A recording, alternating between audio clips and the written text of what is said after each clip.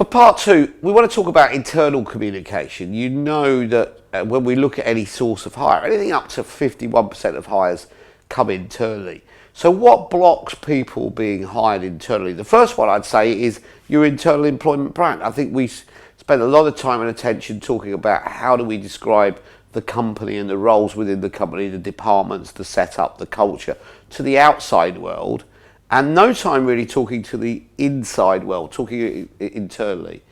So when we talk about internal comms, how do we sell the internal brand? Obviously, we don't need to sell the big picture company stuff, but we need to be laser focused on departments and look at it from an employee point of view of what are the things that would be interesting. That's going to be things like progression, learning, responsibility, what's happened to previous job holders, what skills and experience do the current job holders have so that individuals can benchmark against them. This is the kind of content that they're really interested in. Now, internal mobility is becoming much more of an initiative for organisations.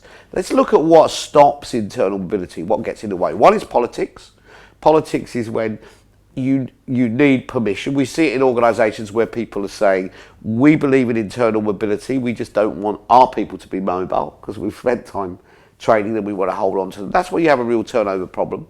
And the other one is where, and the other thing is visibility of opportunity. That's a real key thing in that reality is how many of your employees actually go back to your career site to look at jobs, how many of them need to be proactively have content pushed to them, and content, not just jobs. Job descriptions are not content. Stories of jobs are. What are we working on? If you're a developer, what are the exciting projects we're doing at the moment? If you came into this role, if you joined this team, if you worked on this project, what would you actually be doing? Who would you be working with? Who can you learn from? What's the domain?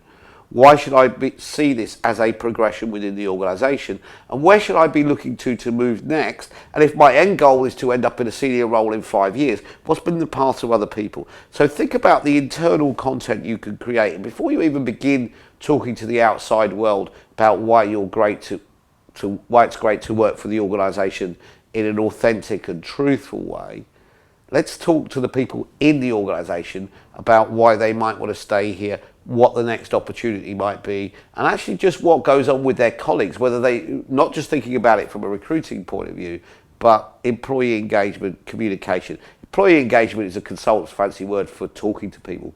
So talking to people, being truthful, and showing what's really going on in the organisation so everyone's aware and so that they know where they can go for more information without needing to go and ask permission to do that.